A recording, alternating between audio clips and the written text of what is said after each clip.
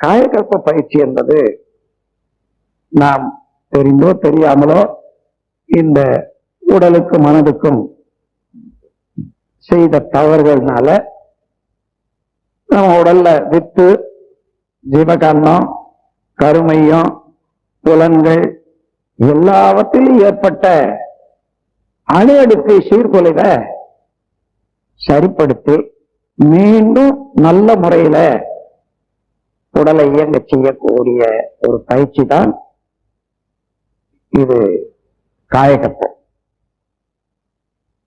எல்லா மருந்துகளும் ஆயுர்வேதம், சித்தா, ஹோமியம் என்று 3 விதமான பொதுவாக மருந்துகள் சொல்லுவாங்க.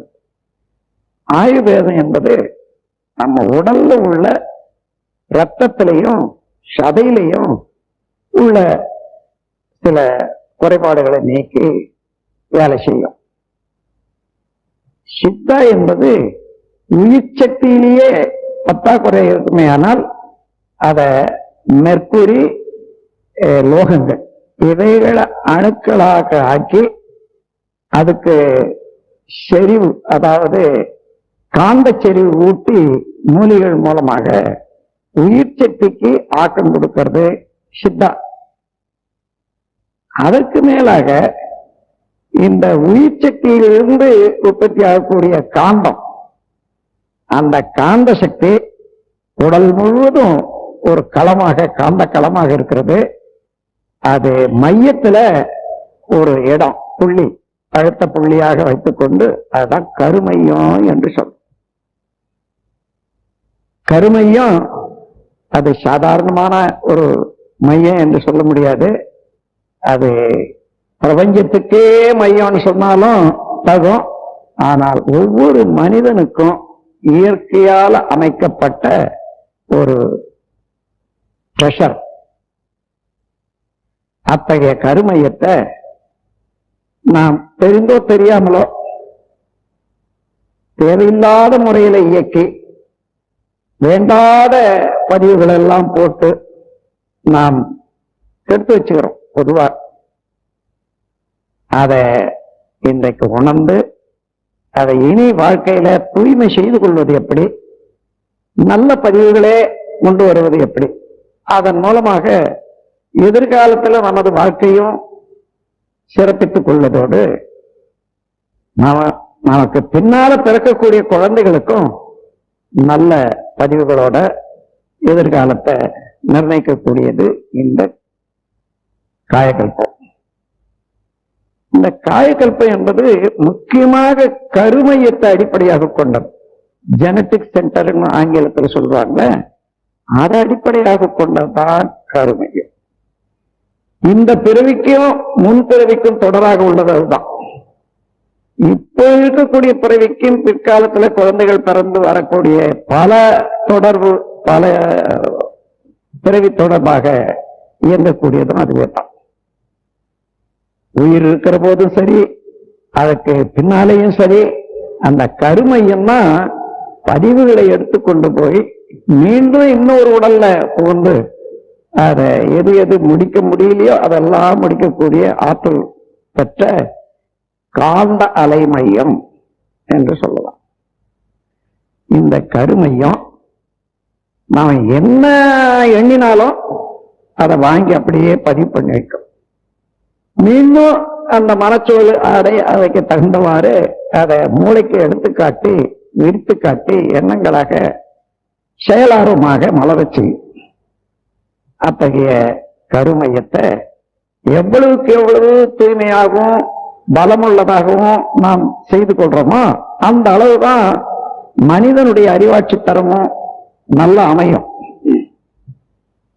ஆகையினால அந்த கருமையத்தை காந்த களம் உடல்ல நடக்கிறத, அந்த காந்த களத்தினுடைய இயக்கம்னா ஆற்றல் தான் உடலையும் இயக்கி கொண்டு வர்றது, மனதையும் இயக்கி கொண்டு வர்றது. இந்த ரெண்டுக்கும் மெயின் சுவிட்ச் அது கருமையம் தான். இப்போ நமக்கும் அதாவது உடலுக்கும் உயிருக்கும் ஒரு தொடர் இருக்கிறது என்று சொன்னா கருமையம் தான். ஒரு மனிதனுக்கு இன்னொரு மனிதனுக்கும் மனிதனுக்கு தொடர்பு வருதுன்னு சொன்னா அந்த கருமைய தொடர்பு தான். நமக்கும் இயற்கைக்கும் ஒரு தொடர்பு இருக்கிறது என்று சொன்னா கருமையத்தின் மூலமாக தொடர். ஆகவே அந்த கருமையத்தை தூய்மைப்படுத்தி மேன்மைப்படுத்தி அதன் மூலமாக வாழ்வை வளமாக வைத்துக் கொண்டு இன்பமும் மகிழ்ச்சியும் அனுபவிக்கத்தக்க ஒரு கலைதான் காயகல்பம். காயம் என்றால் உடல், கல்பம் என்றால் உறுதியாக உள்ளது, அழியாத பாதுகாத்துக் கொள்வது என்றது அர்த்தம். அன்பர்களே, இத்தகைய ஒரு பெரும் நிதி இயற்கையினால மனிதனுக்கு அமைக்கப்பட்டிருக்கிறது. இந்த கருமையம் என்ற ஒரு பொருள் மனித உடல்ல மையப்புள்ளி, அதாவது உயரத்தில் எடுத்துக்கொண்டு பாதியாக ஆக்கிக் கொள்ளுங்க. அதே போல கனத்தை எடுத்துக்கொண்டு பாதியாக ஆக்கிக் கொள்ளுங்க. அந்த கனத்தால நடுமையமோ உயரத்தால நடுமையமோ ரெண்டும் எங்க வருமோ அந்த இடத்துலதான் இந்த கருமையம் என்பது அமைந்திருக்கிறது. இது எண்டோக்ரைன் கிளாண்ட்ஸ்ல அது ஒரு முக்கியமான கிளாண்ட், மூலாதாரம் என்று சொல்வாங்க யோகத்துல. இது ஆசன வாய்க்கும் இன்னும் பால் குறிக்கும் மத்தியில, எருவாய்க்கும் கருவாய்க்கும் மத்தியில உள்ளது என்பது சித்தர்களுடைய வாக்கு. அந்த இடத்துல அங்க உள்ள ஒரு சுரப்பி, அந்த சுரப்பின்னா தனியா எடுத்து பார்க்க முடியாது. அந்த மாதிரியான சுரப்பி ஒரு மனிதனுக்கு 12 வயது வரையில ரச ரத்த மாம்சம் மேதை அஸ்தி மஜ்ஜை சுக்கிலம் என்றது ஒன்னிலே இருந்து ஒன்றாக பூர்த்தியாகுது பாருங்க, பரிணாமம் அடையுது. அது கடைசியாக வித்து என்றது வரணும்னா மூளையிலிருந்து தான் வரணும். ஆக மூளையில தான் வித்து உற்பத்தி ஆகுது. அந்த வித்தின் மூலமாகத்தான் உடல்ல நாம் சாப்பிடுற சாப்பாடு அது இருந்து வந்தாலும் அதுல இருந்து உயிர் சக்தி பிரித்தெடுக்கப்பட்டு உடல்ல ஓடிக்கொண்டிருக்கக்கூடிய உயிரோட ஓடிக்கொண்டே இருக்கும். அத ஓஜஸ்ன்னு சொல்லுவோம். இப்போ அத்தகைய வித்து சக்தி 12 வயது ஆனால், ஆணா இருந்தாலும் சரி பெண்ணா இருந்தாலும் சரி, மூளையில இருக்கிற இது அங்க தங்கி கொள்ள முடியாது, மிச்சம் வரும்.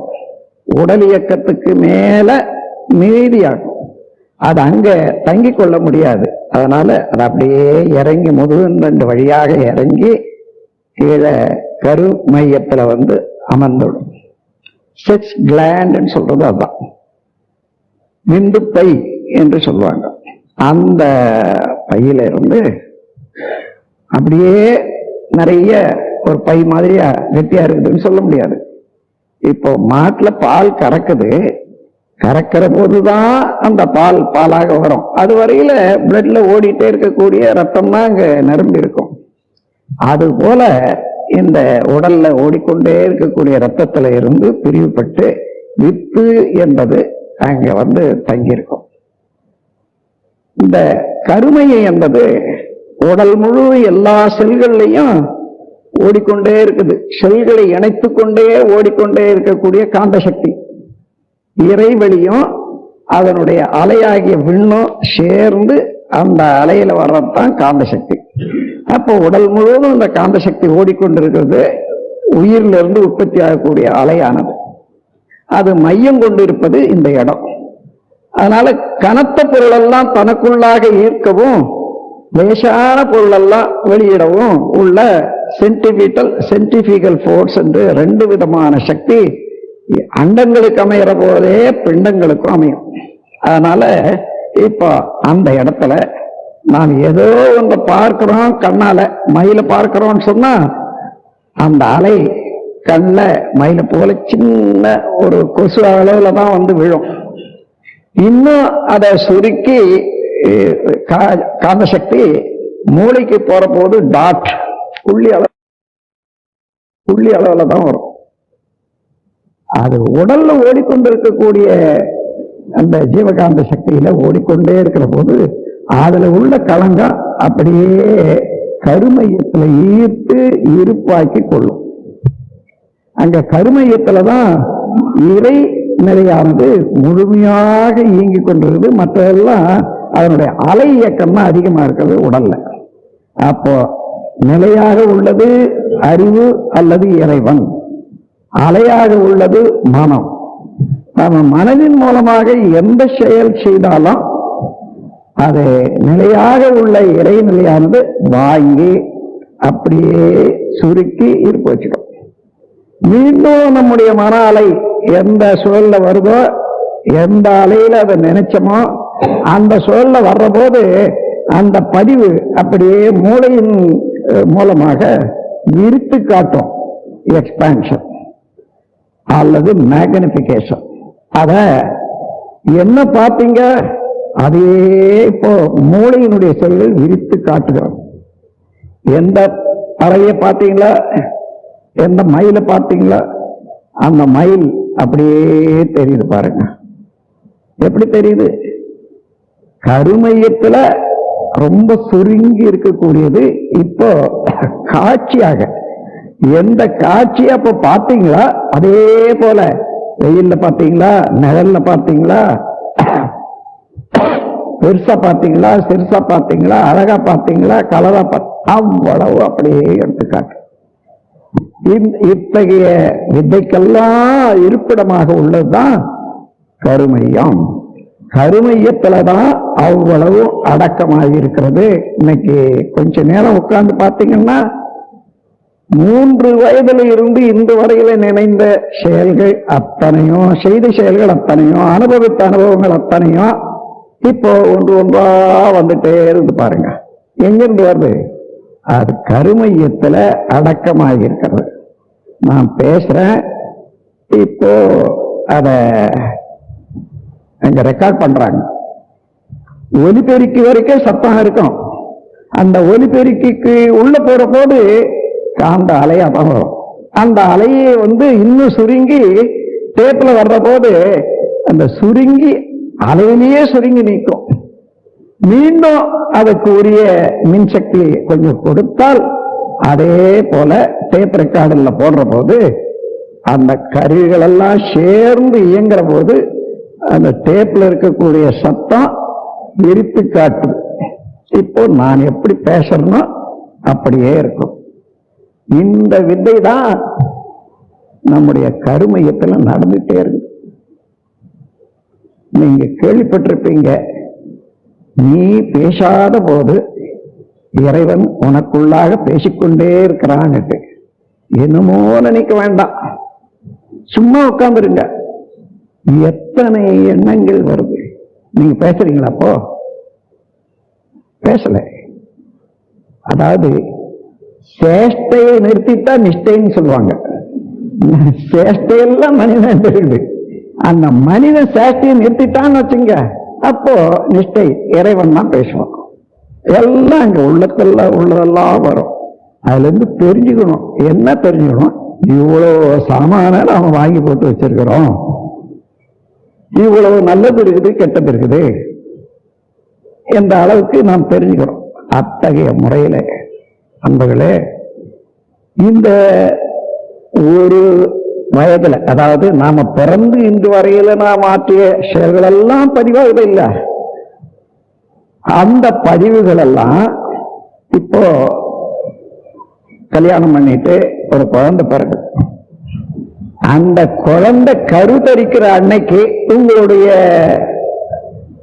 அறிவாட்சி தரம் என்னமோ, அதாவது கருமையத்தில் அமைந்திருக்குது. என்ன கருமையத்தில் அமைந்திருப்பதுன்னா 3 வயதிலிருந்து இன்று வரையில செய்த செயல்கள் எல்லாம் பதிந்த பதிவே பிராரப்த கர்மம்னு சொல்லுவாங்க. அதாவது இந்த பிறவியினுடைய வினைகள். அதற்கு முன்னதாக பெற்றோர்கள் மூலமாக இந்த குழந்தைக்கு கருத்தரிக்கிற போதே அந்த வித்தின் மூலமாக வந்தது பாருங்க, அது சஞ்சித கர்மம்னு சொல்லுவாங்க. ஏன் சஞ்சிதா? அப்பா அம்மா வினைன்னு சொல்லி போலாம் இல்லையா? அது சஞ்சிதம்னா பெரிய மூட்டைன்னு பேரு. அப்பா அம்மா கிட்ட இருந்தது மாத்திரம் இல்ல, அவங்க அப்பா அம்மா, அவங்களுடைய அப்பா அம்மான்னு பார்த்தீங்கன்னா ஆயிரக்கணக்கான தொடர், ஜென்ம தொடர் கருவின் மூலமாக அவ்வளவு பதிவுகளும் இங்கே சுருங்கி ஒன்றோடு ஒன்று கெடாத, ஒன்றோடு ஒன்று முட்டிக்கொள்ளாத, ஒன்றால் ஒன்று அழியாத அவ்வளவு இருக்கிறது. ஒரு புள்ளியிலேயே அடங்கணும். இத நீங்க எப்படி அனுமானம் பண்ணலாம்னா, இந்த காலத்துல ஒரு கம்ப்யூட்டர் எடுத்துக்கங்க. நீங்க என்ன டைப் பண்ணாலும், அதுல எவ்வளவு செய்தியை ஃபீட் பண்ணாலும், அந்த சிப்புக்கு போற போது அங்க ரொம்ப கண்டன்ஸ்டு மேக்னட்டிசம், அங்க போற போது சுருக்கி பதிவாயிடும். எத்தனை ஒரே ஒரு இன்ச்சு வச்சுங்க அது இருக்கிறது, இங்க 1 கோடி செய்திகளை அங்க சுருக்கிடும். மீண்டும் உங்களுக்கு அது எது எடுக்கணுமோ அந்த பட்டன் தட்டினா மானிட்டர்ல நீங்க என்ன ஃபீட் பண்ணீங்கன்னா அப்படி எடுத்து காட்டும். இது மனுஷன் செய்த கம்ப்யூட்டர். இதை பார்த்துட்டு தான் செய்தான். அது மனிதன் செய்த கம்ப்யூட்டர்ல முதல் ஜெனரேஷன்ல 1,00,000 பதிவுகள் வைக்க முடிஞ்சது. அப்புறம் 2வது ஜெனரேஷன், 3வது ஜெனரேஷன் இன்னைக்கு 5-6 வந்திருக்குது. இன்னைக்கு 1 கோடி பதிவுகள் கூட ஒரு இடத்துல வைக்க முடியும். மனிதன் செய்த கம்ப்யூட்டர் இப்படி இருக்கிற போது, இது இறைவன் செய்த கம்ப்யூட்டர் அப்படி வச்சுக்கிட்டுங்க. அதுல எந்த அளவு அது சக்தி வாய்ந்தது, எந்த அளவு அது இயக்க வேகம் உடையது. இங்கிருந்து நீங்க நினைக்கிறீங்கன்னு சொன்னா, இந்த நினைவுக்கு இங்க கனெக்ஷன் கொடுத்து அங்க இருக்கக்கூடிய இறைநிலையானது பிரபஞ்சம் முழுவதும் காந்த சக்தியினுடைய அடித்தளமா இருக்கு வான்காந்தத்துல. அதோடு மட்டும் இல்லாத ஒவ்வொரு கோள் கிரகங்கள் இருக்குத, அது மையத்தில் இருக்கக்கூடிய காந்த களத்தோட தொடர்பு இருக்கு. ஒவ்வொரு அணுவிலையும் சுத்தி கொண்டே வர்ற போது அது மையத்தில் இருக்கக்கூடிய மையப்புள்ளியிலையும் தொடர்பு. ஆகவே ஒரு மனிதனுடைய கருமையும் பிரபஞ்சத்துல உள்ள எல்லா இடத்திலையும் தொடர்ந்து இருக்கும். அது எது வரைக்கும், என்றைக்கு இந்த விண் என்பது பிரபஞ்சத்தில் தோன்றியதோ அந்தில இருந்து வந்த பதிவுகள் எல்லாம் இது வாங்கி வச்சு வேணுன்ற போது வாங்கி கொள்ளவும் முடியும். தான் செய்த வரைக்கும், இந்த உடல்ல ஏற்பட்ட வரைக்கும் இது தனி சுவிட்சு, இது வரைக்கும் தனியா வச்சுக்க முடியும். அங்க இருந்து வாங்கிக்கும். இன்னொரு உதாரணம், இப்போ ஒரு குழந்தைய ஒரு அம்மையார் கர்ப்பமா இருக்காங்கன்னு வச்சுங்க. அந்த குழந்தை உருவாயிட்டு வருது பாருங்க, அந்த வித்துநாதத்துல என்னைக்கு ஒன்னா சேர்ந்ததோ கருத்தரித்தத அன்றைக்கே பெற்றோர்களுடைய கருமையத்தினுடைய சேர்க்கை அங்க வந்தாச்சு. ஏதோ நீங்க அந்த கவியை சொல்லுங்க. ஒரு ஈருயிரும் தந்தைதாய் ஈருயிரும் ஒன்று சேர்ந்து தலைத்து ஒரு உடலாகி உலகில் வந்தேன். அந்த ஈருயிர் வினைகள் அறமோ மற்றோ அளித்த பதிவுகள் எல்லாம் என் சொத்தாச்சு. இந்த அரும்பிறவியில் முன்வினை அறுத்து எல்லையில்லா மெய்ப்பொருளை அடைதற்கு வந்த ஒரு உதவி குரு உயிரின் சேர்க்கை. அந்த முறையில எத்தனையோ ஆயிரக்கணக்கான பிறவிதோறும் தொடர்ந்து வரக்கூடிய கருமையத்தில் உள்ள பதிவுகள் அத்தனையும் அந்த குழந்தை உற்பத்தி ஆகிற போது ஆராய்வுகளும் கருவமைப்பு பற்றியப்போ ஆண் பெண்கள் தேகசுகம் அறிவு செல்வம் நீராய நாடவிந்து அளவு சக்தி நிலையாது ஒன்றை ஒன்று ஈர்த்து சுட்டும் பாராதி அண்டங்கள் சுழல் சஞ்சாரப்படி அமையும் காந்த சக்தி இதெல்லாம் சேர்ந்தத்தான் கருமையத்தில் அன்னைக்கே உற்பத்தி ஆகுது. அதோடு அந்த குழந்தை வளருது. கரு வளருது. எப்படி வளருது? முதல் மாதத்துல முட்டை போல இருந்து அப்புறம் ஒரு கம்பமாகி அப்புறம் தலையாகி காலாகி எல்லாம் வருது. எப்படி வந்தாலும் சரி, ஒவ்வொரு செல்லுக்கும் இந்த புலன்கள் மூலமாக என்னென்ன கேட்டா அது பதியுமா, அதே போல ஒவ்வொரு செல்லுலையும் சுருக்கமான பதிவு இருக்கு. அதனால்தான் ஒரு செல்லு, ஒரு மனிதனுடைய செல்லோ ஒரு விலங்கினுடைய செல்லோ ஒரு செல் எடுத்துக்கொண்டு அதுக்கு தக்கவாறு ஒரு கருப்பையில அதை வளர விட்டா அந்த முழு உருவமும் அப்படியே வந்தது. அத போல இப்போ அந்த குழந்தை வளருது. இந்த அம்மா என்னென்ன நினைக்கிறாங்களோ, நல்லது நினைப்பாங்க, கெட்டது நினைக்கிறாங்க இல்லையா, அவ்வளவு நினைவும் இந்த கருமையத்திலையும் அதுவும் வாங்கி வச்சுக்கோ. ஒத்து கேட்கிறாங்களா அந்த மாதிரி, அதையும் வாங்கி வச்சுக்கிட்டு இப்போ ஒரு அம்மையாரு இந்த குழந்தை எனக்கு என்னத்துக்கு இப்ப பிறந்தது, இப்ப எனக்கு என்னத்துக்கு இதுக்குள்ள நினைக்கிறாங்க. வெறுப்பா அந்த வெறுப்பையும் வாங்கி வச்சுக்கணும், சந்தோஷத்தையும் வாங்கி வச்சுக்கணும். இந்த வெறுப்பை வாங்கி வச்சுட்டு பிறந்த பிறகு இன்னும் கொஞ்சம் எவ்வளவு எவ்வளவு வளருதோ அந்த அளவுக்கு மேல அதே வெறுப்பை அம்மா கிட்ட காமிக்கும்.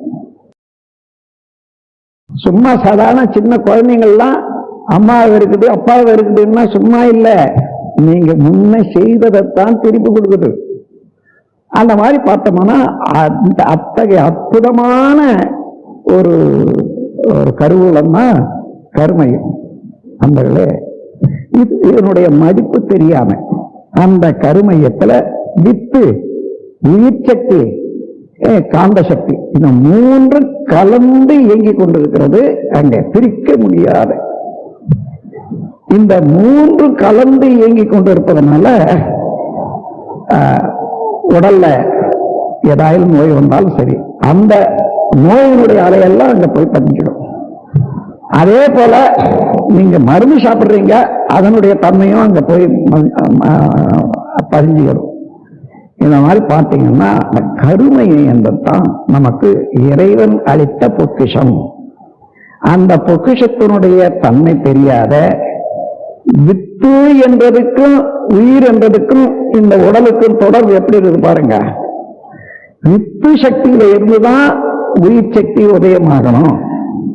உடல்ல உயிர் ஓடிக்கொண்டே வருது. அம்மா அப்பா உயிர்ல இருந்து வந்து அந்த கருவில இருந்து ஆரம்பிச்சு உடல் ஓடிட்டே இருக்கு பாருங்க. ஆனாலும் அதன் பிறகு சாப்பிடுற சாப்பாட்டுல இருந்து 7 தாதுக்களாக மாறுது.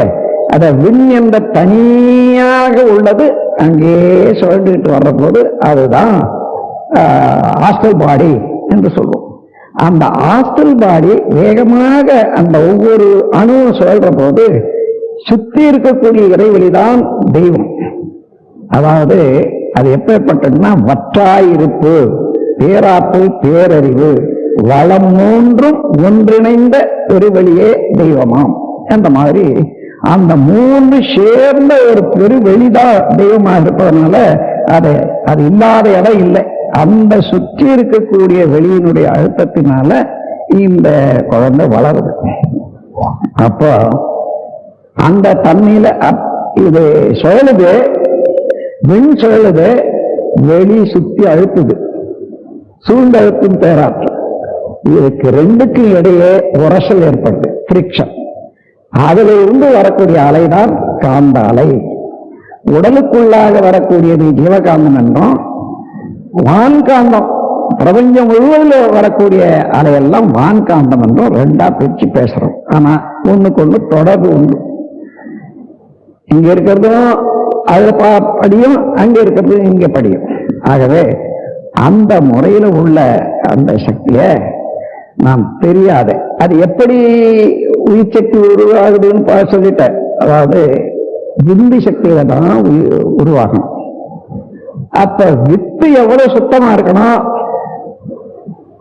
எவ்வளவு அழுத்தமா இருக்கணும் வித்து சக்தி என்ன பார்த்தா, நாம் அதனுடைய பெருமை தெரியாத எமோஷனல் மூட்ஸ் எவ்வளவு வருதோ, அதாவது சின்னம் கொள்றாங்க ஒருத்தர்னு வச்சுங்க, அது உடனே அந்த வித்து சக்தி உயிர் சக்தி சுழற்சி அதிகமாகும்.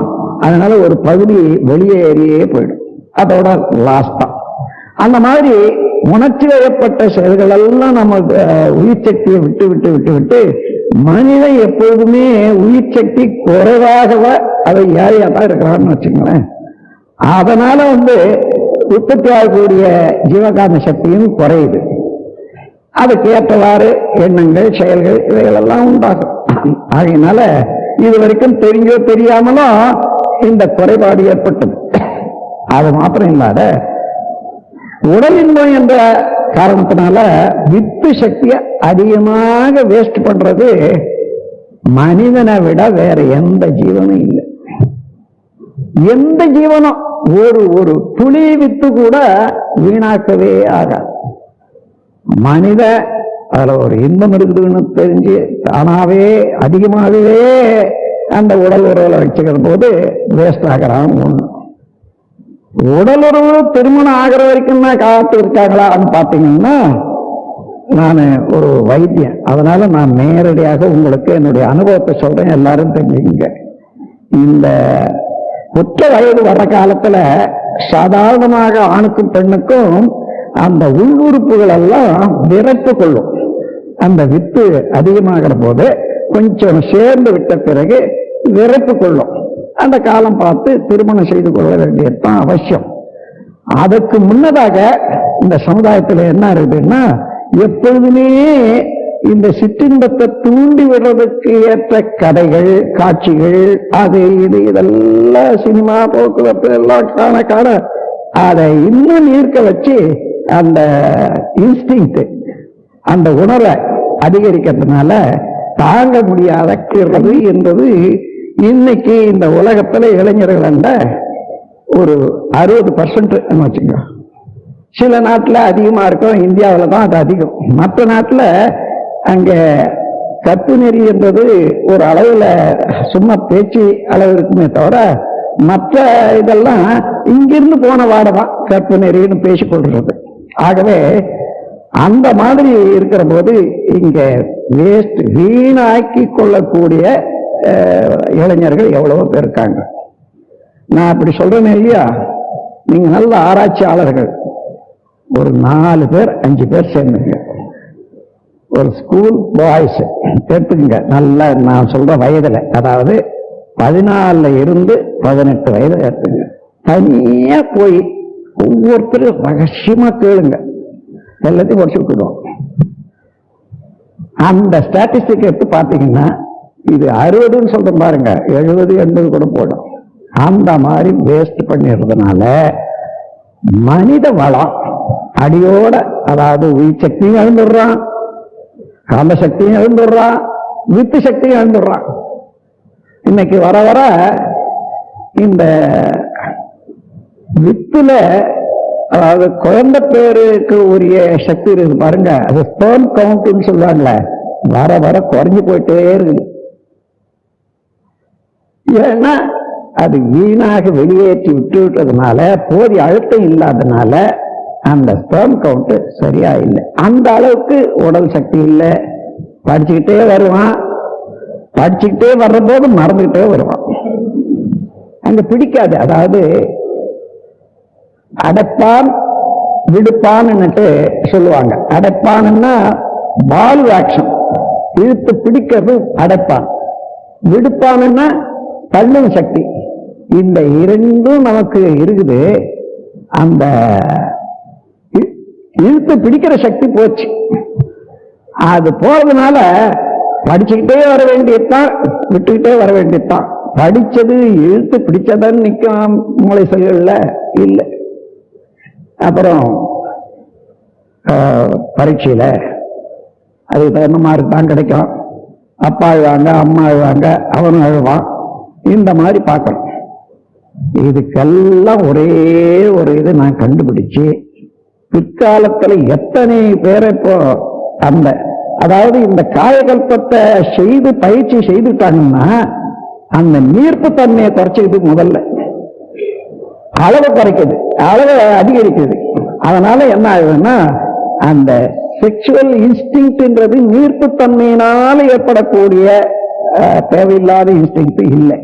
அதுல இருந்து எத்தனையோ இளைஞர்கள் இன்னைக்கு முன்னேறி வந்துட்டாங்க. இன்னும் மற்றவர்களை கூட பாதுகாக்கணும்னு சொன்னா, நீங்கள்லாம் எடுக்கக்கூடிய எதிர்காலத்தில் எடுக்கக்கூடிய முயற்சியினால எல்லா குழந்தைகளையும் நாம் பாதுகாத்துக் கொள்ளலாம் என்று கூறி, அத்தகைய முறையில வித்து எவ்வளவுக்கு எவ்வளவு நாசம் பண்ணிட்டு இருந்தாலும் சரி, அதை மீண்டும் புதுப்பிக்கவும், இப்பொழுது வித்து நீட்டு போயிருந்தா அந்த நீட்டு போன வித்தை போதிய அளவு கெட்டிப்படுத்தவும் நல்லது ஒரு பயிற்சி இந்த காயகல்பம். காயகல்பத்துல you are recycling the sexual vital fluid. உடம்புல உற்பத்தி ஆகி அங்க வந்து சேர்ந்த இல்லையா, அதுல நீட்டு போயிடுது. நீர்த்து போனது மறுபடியும் நீங்க ரீசைக்கிள் பண்றீங்க. அது அப்ப நீர்த்து போன வித்தெல்லாம் நல்ல கெட்டிப்படுதுன்னா வர வர அளவு ஜாஸ்தியாது. அனாவசியமாக செக்ஷுவல் இன்ஸ்டிங்க்ட் வராது. ஆகவே மனித குலத்தை இன்னைக்கு இருக்கக்கூடிய சீரழிவிலிருந்து பாதுகாக்கிறதுக்கு இந்த காயகல்ப பயிற்சி மிகவும் உதவியாக இருக்கும், ஒத்தாசையாக இருக்கும் என்று கூறி இப்பொழுது இதுல இந்த காயகல்பத்துல 2 விதமான பயிற்சி கொடுக்கிறோம்.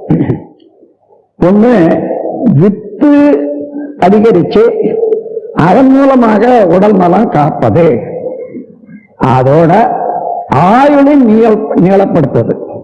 இந்த இம்மேச்சூர் டெத் சொல்றாங்க பாருங்க, அந்த மாதிரி காலத்துக்கு முன்னாடி அகால மரணம். அது இதுல ஆக்சிடென்ட்ஸ்ல இருக்கிறது இல்லை, சாதாரணமாகவே கூட நல்லா இருக்கிறவங்களெல்லாம் கூட சில பேரு அது 20 வயசுல 50 வயசுல 30 வயசுல சாக வேண்டியது அவசியமே இல்லை. அங்கே வித்து போச்சு, சிறு குறைய கூட எதிர்க்க முடியாத அந்த இடத்துல மரணம் வந்துடுது. அதையெல்லாம் நாம் தீர்த்து கொள்ளணும்னு சொன்னா இந்த காயகல்பம் மிக மிக அவசியம். அதோடு மட்டும் இல்லை, இப்போ எண்டோக்ரைன் கிளாண்ட்ஸ் மூலாதாரம், சுவாதிஷ்டானம், மணிப்பூரகம், அநாகதம், விசுத்தி, ஆக்ஞை என்பது இருக்குது. இவ்வளவும் போதிய அளவு அது வலுவுள்ளதாக அந்த நரம்புகளை எல்லாம் நல்ல முறுக்கேற்றி வலுவுள்ளதாக செய்யக்கூடியது இருக்கிறதுனால உடல் நலம் காக்கிறத விட மனவளமும் காத்து, நட்பு நலமும் காத்து, அறிவை நல்ல முறையில விருத்தி செய்து மனிதனாக வாழச் செய்வதற்கு இது ஒரு நல்லது ஒரு பயிற்சி. இந்த பயிற்சியை எடுக்கிறவங்களுக்கு முதல்ல ஒரு சில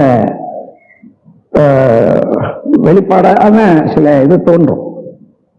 வயது ஆக ஆக எல்லாருக்குமே தோல் சுருங்கும்ல, உடம்புலயும் சரி முகத்திலையும் சரி தோல் சுருங்கும்.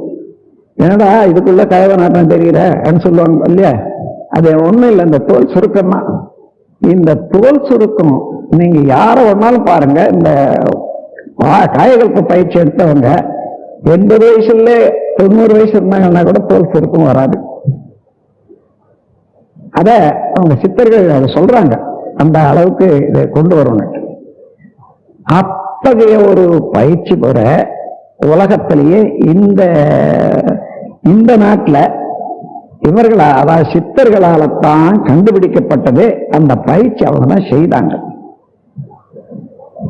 அதாவது நோய் இல்லாத காக்கலாம் ஒன்று, ஏற்கனவே நாம் தவறு செய்து நோய் வந்துட்ட அதை போக்கிக் கொள்ளலாம் 2, கருவமைப்பு மூலமாக தொடர்ந்து வரக்கூடிய அஷ்டகர்ம வியாதிகள் சொல்லுவாங்க. அதாவது 8 விதமான வியாதிகள் தொடர்ந்து கரு தொடராக வரும். அது என்னன்னா தொண்டை புண், இருதய புண், லங்ஸ் புண், இறப்பை புண், குடல் புண், நீர்ப்பை புண், இந்து பை புண், மூலாதாரம் அதாவது மூலப்புண், தோல் ரணம், இவைகளெல்லாம் அஷ்ட கர்ம வியாதிகள்னு சொல்லுவாங்க. நீண்ட காலமாக தொடர்ந்து ஒருத்தருக்கு வந்ததுன்னா அவருக்கும் இருக்கும் ஆயுள் பரியம்னா அப்படியே பையனுக்கும் இருப்பு கட்டிடும், குழந்தைக்கும் இருப்பு கட்டும். இதுலதான் அஷ்ட கர்ம வியாதிகள். இந்த கர்ம வியாதிகளை படிப்படியாக குறைத்து தூய்மை செய்யக்கூடியது இந்த காயகல்பம். அன்பர்களே, இதனுடைய பெருமையை அனுபவிக்க ஆராய்ச்சியோட அனுபவிக்கத்தான் உங்களுக்கு தெரியுமே தவிர வாய்னால நேரடியா ஏதோ சொல்ற போது என்ன, இது தத்துவம் உட்பட்டது, விஞ்ஞானம் உட்பட்டது, அனுபவத்துல தெரிந்து கொள்ளக்கூடியது. ஆகையினால நான் இது வரைக்கும் அந்த விஞ்ஞானத்தை நான் விளக்கம் கொடுக்கறத இதோட நிறுத்துகிறேன். இப்போ இதுல என்ன செய்யறோம்னு கேட்டீங்கன்னா, வித்து சரியாக, அதாவது கெட்டிப்பட அளவுல அதிகரிக்க வேண்டிய முறையில தூய்மை அடைய இதுக்கு ஒரு பயிற்சி. அதுக்கு அது வித்துக்குரிய பயிற்சி. ஆயுள் நீளம் இவைகளெல்லாம் உண்டு பண்ணும். இன்னொரு பயிற்சி, ஆயுள் நீளம் இருக்குது வந்துச்சு, ஆனா முதுமை வருதுன்னு வச்சுங்க. முதுமை சிலருக்கு நரம்பு தளர்ச்சி வந்தா முதுமை வந்துடும். எந்த வயதுலயும் வந்துடும், 40 வயசுல கூட முதுமை வந்துடும். ஆனால் அந்த நாள நரம்பு தளர்ச்சி வராத பாதுகாத்துக் கொள்ளணும். இதோட இந்த 2 பயிற்சிகளும் 12 வருஷ காலம் ஒரு குருவோட இருந்தால் அவன் சொல்றதெல்லாம் கேட்டுக்கிட்டு அவர்களுக்கு இதை செய்து, அதாவது தொண்டு செய்து அதன் பிறகு ஒண்ணு கற்றுக் கொடுப்பாரு. அதுக்கப்புறம் கொஞ்ச நாள் பொறுத்து அப்புறம் 1 கற்றுக் கொடுப்பாரு. அப்படி வந்த ஒரு பரம்பரையில வந்ததான் 2 பயிற்சி கற்றுக் கொடுக்குறாங்க, 2 சிஸ்டம் கற்றுக் கொடுக்குறாங்கன்னு வச்சுங்க. அதுக்குள்ள குரு கூட்டாரு, இவர் கத்தோடு நின்று போச்சு. இவர் காயகத்துக்கு தெரிஞ்சவர் தான், ஆனா என்ன தெரிஞ்ச 2 பயிற்சி 2 பிரின்சிபல் தான் தெரியும். இவர் சொல்ல ஆரம்பிச்சாருன்னா எப்படி இருக்கும், அவருக்கு தான் சொல்லுவாரு. இப்படி அதை அவங்க கொடுத்ததுல அவ்வளவும் போய் மீறது. என்ன ஒரு கதை சொல்லுவாங்க பாருங்க, கழுதை தேய்ந்து கட்டெரும்பாச்சுன்னு. அந்த மாதிரி இப்போ நம்ம உலகத்துல இந்த காயகல்பம் ஒன்று கட்டெரும்பானது மாத்திரம் இல்லாத லேகியமாக வந்துட்டு இருக்கோம். லேகியமாக வந்துட்டு காயகல்பம். ஆகவே அதையெல்லாம் இல்லாத இந்த சித்தர்கள் எந்த மனதோட எந்த அறிவோட இதை கண்டுபிடிச்சார்களோ அதே முறையில 50 ஆண்டு காலமாக இந்த சித்தர்கள் நூலை ஆராய எனக்கு வாய்ப்பு கிடைச்சதை ஒட்டியும், சித்த மருத்துவத்துல உங்களுக்கு தெரியாது, நான் ரிஜிஸ்டர்ட் டாக்டர் இன் சித்த மருத்துவம். அதனாலயும் எனக்கு அதுல அவ்வளவு ஆராய்ச்சி அதுல நான் வந்துதான் இதை கண்டுபிடிச்சு ஒவ்வொரு மூல முடுக்கில் இருக்கக்கூடிய ரகசியங்கள் எல்லாம் தொகுத்தாச்சு. மொத்த கலைகள் இதுவரையில மனிதன் கண்டுபிடிச்சது 64 கலைகள். அத்தனை கலைகள் கற்றாலும் அதுல காயகற்ப கலையும் ஒண்ணுதான். அது கற்காவிட்டால் இந்த உடல் விழுந்துடும். இந்த உடல் விழுந்து போச்சுன்னா என்ன ஆகும், அந்த மற்ற கற்ற கலையெல்லாம் மண்புக்கும், அதுவும் மண்ணாய் போடும். ஆகையினால காயகல்ப கலையை கற்றுக்கொள்ளுங்க.